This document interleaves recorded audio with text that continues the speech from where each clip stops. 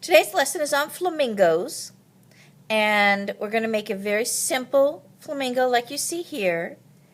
And we're going to first start off by thinking about where we're going to place our pupil and our iris of the flamingo's eye, because we want to make sure we have perfect placement so that we have room for his body. So if we go to the top, center, jump down about 2 or 3 fingers, and I'm going to go ahead and put an iris in. An iris, and then in the center of the iris I put a pupil. So the pupil's my black dot right there, and then I did a circle around the black dot. And from there I'm going to form a curve over the top. If I put a straight line above and a straight line below the eye, I can start curving down and curving down on this side, and I'm going to curve up a little bit on this side and up on this side.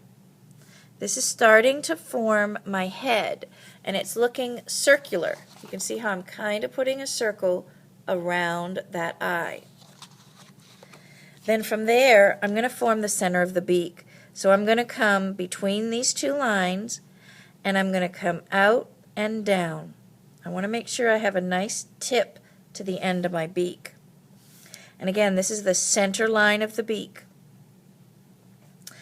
Here, I'm going to take these lines and I'm going to go diagonally in toward the eye but not touching, and then I'm going to come down and touch that line diagonally down. And this forms the end of the beak where it meets the head. And then I just simply take the top of that line, the diagonal, come around and go very narrow at the end. So I'm going thin, thin, thin, and then it slowly gets thicker to meet that line. I can come up the same way, thin, thin, thin, thin, and then curve over to meet the line of the head. I'll put in a little detail, which is just a little vent line up at the top, and then I'm putting in a diagonal line up and a diagonal line down. And this is the dark end of the tip of the flamingo's beak. And you can color that in or paint it in however you want to. And you can even do that later. Now, the hard part is the neck. You want the neck to be a beautiful, graceful curve, but you don't want it to curve out too far this way. So let's look at that curve. You want it to come out not too far this way, and then come back to meet the body. And it's going to be equal distance till it reaches the body.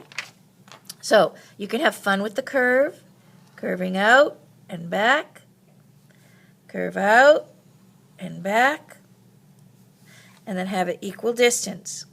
Now I'm kind of going in a line down. I'm not going way out too much this way. I'm bringing it in and then back. So you don't want to go too much farther past the beak or the head, because that's an unnatural curve for that bird. And so then I'm going to do kind of like a rainbow arch and then go down. So it's going to curve up and then curve down. And the down is going to be the long tail feathers here. And now I'm going to form the underneath of his body. See how it forms this eye shape? So this is going to be a curve, but then I'm going to stop for the legs because I don't want a line in between my 2 legs. So I'm going to curve. Here's my curve up. I'm just going to invert that, go down, stop where I want my leg to be, and then curve to the tail. This is where the leg, one leg will come down. So I'm going to come, when I'm coming down, I'm going to come in because it's thicker, in slowly until I get a thin leg. And I'll have room for a toe down here. Very thin leg, go slow on these lines, and then the toes invert out and back, and then I can do out and back, and if I want to put a few little toes over here, I can, in the back. And again, you could get detail on your claws, put some lines in the toes, you can get some wrinkles in here, hook claw at the back. And then I'll make this flamingo bird have a leg that is crossed. So I'm going to do a V, kind of like a V shape here, diagonal, diagonal, and then it's going to curve, curve. So it's kind of like a sideways V. Tracing, and then my toe up, then down. I could put another one up, Put a little toe here. And then, of course, you can get your claws if you want claws. Now, when I'm looking at this picture here, this looks like it could be a little bit longer in proportion than this leg. So you want to make sure when you're doing it, you're measuring your legs correctly. But this one, if I had to do it, I just have them go right off the page. If you make things like this afterwards and you don't like it, what's really great about art is you have the power to change things. And I always say to my kids and students that you can paint over things. Paint hides paint.